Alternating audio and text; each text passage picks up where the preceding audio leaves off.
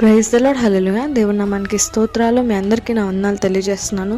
ఈ దినం కొరకు దేవుడు సిద్ధపరిచినటువంటి మాటలు, ప్రియ సహోదరి సహోదరుడా, ఈ దినం అయితే నీలో అసూయ కలుగుతుందని చెప్పి దేవుడు ఈ దినం నీతో మాట్లాడాలనుకుంటున్నారు. అసూయ ఎందుకు కలుగుతుంది అని చెప్పి దేవుడు ఈ దినం నీకు తెలియజేయాలనుకుంటున్నారు. దానివల్ల నీకు లైఫ్లో కలిగేటువంటి నష్టం ఏంటి, దాని నుండి ఎట్లా ఓవర్కమ్ చేయాలని చెప్పి దేవుడు ఈ దినం తెలియజేస్తున్నారు. ఎందుకనంటే అసూయ వల్ల నీవు దేవుని నుండి దూరం అయ్యేటువంటి సిచ్యువేషన్ క్రియేట్ అవుతుంది. ఎందుకనంటే అపవాది లూసిఫర్, వాడు అసూయ చెందే, వాడు గర్వంతో వాడే గ్రేట్ అని ఫీల్ అయ్యి గాడ్కి చెందేటువంటి ప్రైజెస్ నాకు చెందాలని చెప్పి అసూయతో ప్రైడ్నెస్తో వాడు పడిపోయినటువంటి వ్యక్తిగా ఉన్నాడు. అదేవిధంగా కయీను ఏబేల్ని మనం చూసుకున్నట్లయితే కయీను కూడా వారి యొక్క సహోదరుని మీద అసూయతో దేవుని యొక్క ఫేవర్ వాడి మీదే ఉందని చెప్పి అనుకుని అసూయ చెంది ఏబేల్ని చంపేసినటువంటి వ్యక్తిగా ఉన్నాడు. అసూయ ఇతరుల్ని హత్య చేయడానికి దాకా తీసుకెళ్ళినట్టుగా మనం చూస్తాం బైబిల్ ద్వారా. అదేవిధంగా సౌలుని కింగ్గా అభిషేకించారు, కానీ సౌలు దేవుడికి ఇష్టమైనట్టు కంప్లీట్ ఒబీడియన్స్ అనేది చూపించలేదు. అందుకోసమే దేవుడు ఆత్మ తన నుండి విడిచి వెళ్ళిపోయింది. దావీదుని ఎందుకు ఎన్నుకున్నారంటే అతడు ఎంతో తగ్గింపు కలిగినటువంటి జీవితం జీవిస్తున్నాడు. దేవుడికి ఇష్టానుసారంగా తను ఉండినటువంటి వ్యక్తిగా ఉన్నాడు. కాబట్టి సమూయేలు ద్వారా దావీదుని అభిషేకించి ఎంతో గొప్పగా తన పక్షముగా కార్యాలు చేసినప్పుడు సౌలుకు 1000 కొలది, దావీదుకి 10,000 కొలది అని చెప్పి ప్రజలు దావీదుని ప్రైజ్ చేసినప్పుడు సౌలుకు అసూయ కలిగింది. దావీదుని అభిషేకించాడు సమూయేలు అని చెప్పి తెలిసినప్పుడు అతన్ని ఎప్పుడెప్పుడు చంపుదామా అని చెప్పి ప్రయత్నం చేస్తున్నాడు. అక్కడేంటి, నేను తప్ప ఎవరు రాజుగా ఉండకూడదు, దావీదున కింగ్గా అభిషేకించిందని చెప్పి అసూయత చంపడానికి ప్రయత్నించాడు. ఈ దినము నీలో కలిగేటువంటి అసూయ ఎంత దాకా తీసుకెళ్తుందంటే ఆ లిమిట్స్ అనేది క్రాస్ అయ్యేటువంటి సిచ్యువేషన్ దాకా తీసుకెళ్తుంది. నీకు అసూయ చిన్నదే అన్నట్టు కనిపిస్తుంది, కానీ అది చిన్నగా ఉన్నా కానీ ఇప్పుడు స్నేక్ ఉంది, మనం చూసుకున్నట్లయితే స్నేక్ ఉంది. స్నేక్ బైట్ చేసినప్పుడు ఒక హోల్ చిన్న 2 హోల్స్ లాగా కనిపిస్తే కానీ దాని యొక్క పాయిజన్ అనేది మన బాడీలోకి వెళ్ళి బాడీ అంతా స్ప్రెడ్ అయ్యి మనల్ని చనిపోయేలాగా చేస్తుంది. అదేవిధంగా ఈ దినము నీలో కలిగేటువంటి అసూయ కూడా ఒకానొక దినం నిన్ను దేవుని నుండి దూరం చేసి నిన్ను పడిపోయేటట్టు అసూయ అనేది చేస్తుంది. ఈ దినము లోకానుసారంగా మనం చూసుకున్నట్లయితే చాలామంది వేరే వ్యక్తుల్ని చూసి అసూయ పడేటువంటి వ్యక్తులుగా ఉంటారు. ఈ దినము నీలో అసూయ ఎందుకు కలుగుతుంది, ఎందుకు దాన్ని గద్దించాలని చెప్పి దేవుడు తెలియజేస్తున్నారంటే, ఈ దినం నువ్వు భక్తి అంత బాగానే చేస్తున్నావు, పరిశుద్ధమైనటువంటి జీవితాన్ని జీవిస్తున్నావు, ప్రార్థన జీవితం కలిగి ఉన్నావు, వాక్యాన్ని చదువుతున్నావు, అంత బాగానే ఉంది. ఎక్కడికి వెళ్ళినా కానీ దేవుడు దేవుడు దేవుడు అంత బాగుంది. దేవుడు గూర్చి ఎక్కువ నీవు ఆలోచిస్తున్నా, అంత ఓకే. అపవాదికి ఛాన్స్ అనేది క్రియేట్ అవ్వట్లేదు నిన్ను పడేయడానికి, దేవుని నుండి దూరంగా తీసుకువెళ్ళడానికి. అపవాది అందుకోసమే ఏం చేస్తున్నాడంటే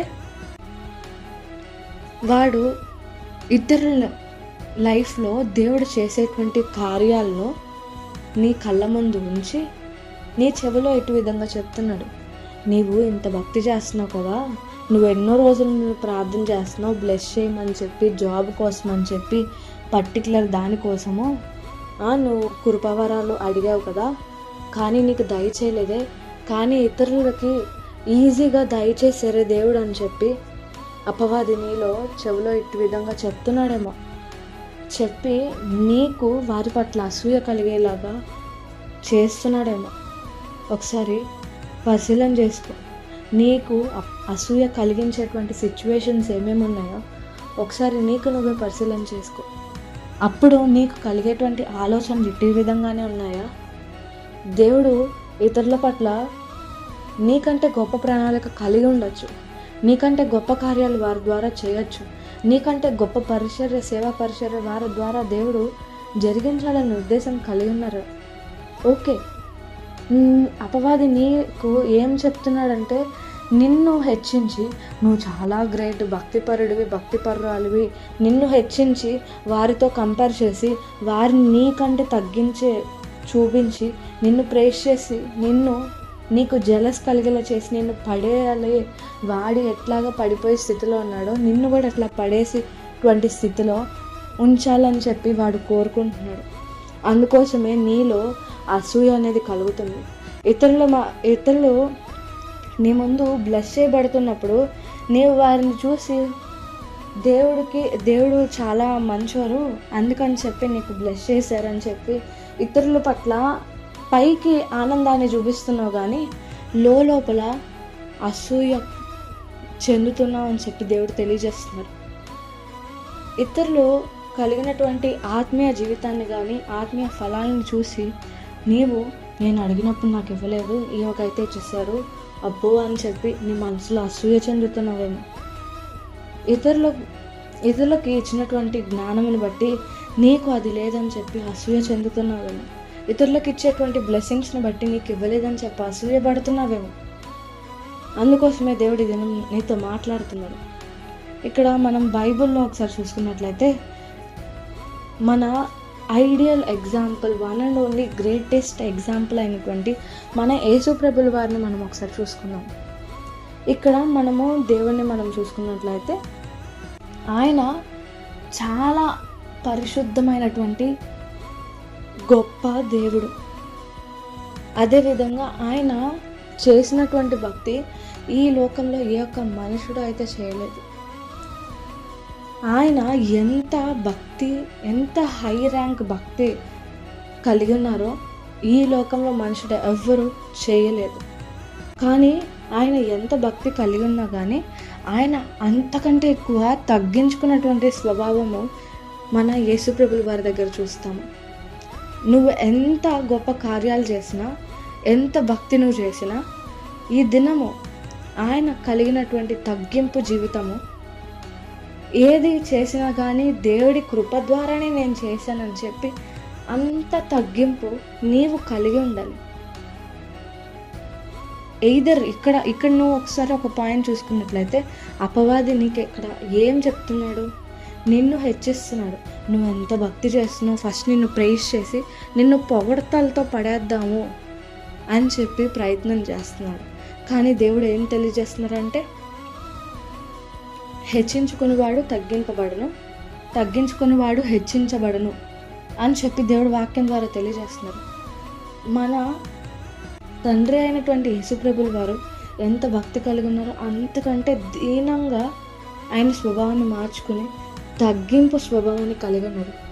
ఇదేమో నీలో ఆ స్వభావం లేదేమో, తగ్గింపు కలిగినటువంటి స్వభావం లేదు కాబట్టే నీవు వాడి చెప్పేటువంటి పొగడతలకి పడిపోయి ఇతరుల పట్ల అసూయ చెందుతున్నారేమో. ఎందుకనంటే అసూయ చిన్నగానే అనిపించచ్చు, కానీ దీన్ని ఓవర్కమ్ చేయొచ్చు ఈజీగా అంటే లేదు. నీవు దానికోసం ప్రార్థన చేయాలి. ఎందుకనంటే నీ కళ్ళ ముందే లేకపోతే నీవు ఒక బ్లెస్సింగ్ పొందుకున్నావు. నువ్వు బ్లెస్సింగ్ పొందుకున్నప్పుడు నువ్వు ఎట్టి విధంగా ప్రార్థన చేయాలంటే, దేవా నాకు ఇచ్చినటువంటి బహుమానాన్ని బట్టి మీకు కృతజ్ఞతలయ్యా, నాకు నువ్వు ఇచ్చినటువంటి బహుమానంలానే ఇతరులు నువ్వు ఇచ్చిన దాన్ని బట్టి అసూయ చెందక వారికి కూడా దయచేయమని చెప్పి నువ్వు ప్రార్థన చేసేటువంటి వ్యక్తిగా ఉండాలి. నువ్వు బ్లెస్సింగ్ పొందుకున్నటువంటి వ్యక్తి. ఎయిదర్ నీవు ఇతరులని బ్లెస్సింగ్ పొందుకోవడం నువ్వు చూసేటువంటి వ్యక్తిగా ఉన్నట్లయితే ఇటు విధంగా నువ్వు ప్రార్థన చేయి. ఎటు విధంగా అంటే, దేవా మీకే స్తోత్రములయ్యా, వారికి ఇచ్చిన దాన్ని బట్టి మీకే స్తోత్రములు, వారిని బ్లెస్ చేసినట్టు నన్ను కూడా ఒకనొక ధనం బ్లెస్ చేస్తావయ్యా, వారి పట్ల ఆ గిఫ్ట్ ఇవ్వాలని చెప్పి నువ్వు ఆలోచన కలిగి ఉన్నావు, అట్టి విధంగానే నా పట్ల కూడా ఒక ఆలోచన కలిగి ఉన్నావయ్యా, దానికే మీకే కృతజ్ఞతలు. దానికోసం నేను వేచి ఉండేటువంటి స్వభావం, మనస్సు, పేషెన్స్ నాకు దయచేయమని చెప్పి అసూయ స్వభావం నాలో రాకుండా చూడయ్యా నీవు నా పట్ల కూడా ఒక స్పెషల్ థింగ్ నువ్వు కలిగి ఉన్నావు. వారికి గిఫ్ట్ ఇచ్చావు, సేమ్ గిఫ్ట్ నాకు కూడా ఇవ్వవు. వారి పట్ల ఉద్దేశాలు వేరు, నా పట్ల ఉద్దేశాలు వేరు కదయ్యా. వారికి ఇచ్చినట్టే నాకు కూడా ఒకనొక రైట్ టైంలో ఇవ్వాలని నువ్వు ఉద్దేశించావు కదయ్యా. ఆ రైట్ టైం వరకు వేచి ఉండే కృపను దయచేయమని కోరునట్లు అట్టి విధంగా ప్రార్థన చేయమని చెప్పి దేవుడు ఇది నువ్వు తెలియజేస్తున్నాడు. ఎందుకనంటే నువ్వు భక్తంతా చేస్తూ చివరికి నీకు నువ్వు హెచ్చించుకుని, అంటే అపవాదిని మైండ్లో ఇలా క్రియేట్ చేసి దాన్ని బట్టి నీకు నువ్వు హెచ్చించుకుని చివరి క్షణంలో పడిపోయేటువంటి వ్యక్తిగా ఉంటావేమో. ఆ టైంలో నువ్వు పడిపోయేటువంటి వ్యక్తిగా ఉండకూడదు. కాబట్టి ఈ దినము పరిశుద్ధాత్మ దేవుడు ఒక వార్నింగ్ సైన్గా తెలియజేస్తున్నారు. నీలో అసూయ పుట్టబోతుందేమో, లేకపోతే అసూయ పుట్టిందేమో, ఎక్కడెక్కడ నీకు అసూయ కలుగుతుందో ఆ యొక్క సిచ్యువేషన్స్ ప్రతి ఒక్కటి నీవు దేవుని సన్నిధిలోకి తీసుకొచ్చి ప్రార్థన శక్తితో, ఆయన ఇచ్చేటువంటి పరిశుద్ధాత్మ అభిషేకంతో ఓవర్కమ్ చేయాలి. నువ్వు ఆయన ఇచ్చినటువంటి, ఆయన అధికారం కలిగినటువంటి నామంతో నీవు వాటిని, ఆ యొక్క ఫీల్ని ఓవర్కమ్ చేయాలి, గద్దించాలి. అపవాది నీకు నా మీద అధికారం లేదు, యేసు నామం పేరిట నేను గద్దిస్తున్నాను, నువ్వు నా మైండ్ని కంట్రోల్ చేయడానికి వీలు లేదు, నాలో ఈ యొక్క జలస్ తలంపులు పుట్టించడానికి వీలు లేదు, నేను దేవుడి గొర్రెపిల్లతో కడగబడినటువంటి కుమార్తెని, కుమారుణ్ణి, యేసు అధికారంతో నిన్ను గద్దిస్తున్నాను, నా మీద నీకు అధికారం లేదని గద్దించేటువంటి వ్యక్తిగా ఉండాలి. ఈ దినము నువ్వు భక్తి చేస్తున్నావు, కానీ దేవుడు ఎట్లాగా ఎంత భక్తి చేసినా, ఎన్ని గొప్ప కార్యాలు చేసినా తగ్గింపు కలిగి ఉన్నారో, అదేవిధంగా నీలో ఆ తగ్గింపు లేకనే నీవు వాడి యొక్క ఆలోచనలో పడిపోయేటువంటి స్థితిలో ఉన్నావు. ఈ దినము ఆయనలాగా నువ్వు కూడా అంత తగ్గింపు, దేవా నువ్వు నాకు ఏది ఇచ్చినా కానీ నీ కృప వలనే, నీ దయ వలనే, నా యొక్క సొంత జ్ఞానం కాదు, నాకు అర్హత ఉంది కాదు, కానీ ప్రతిదీ నీ నుండి వచ్చిన ప్రిషియస్ గిఫ్టే. I'm not worthy but you are worthy అని చెప్పి మీరు తగ్గింపు కలిగే ఏ ఆలోచన అపవాది పుట్టించాలని ట్రై చేసినా యేసు నామం పేరిట గద్దించి వాటిని ఓవర్కమ్ చేయాలి ప్రార్థన శక్తితో, దేవుని సన్నిధిలోకి తీసుకొచ్చి అని చెప్పి కోరుకుంటూ అట్టి కృప దేవుడు మీకు దయచేయను గాక. ఆమేన్.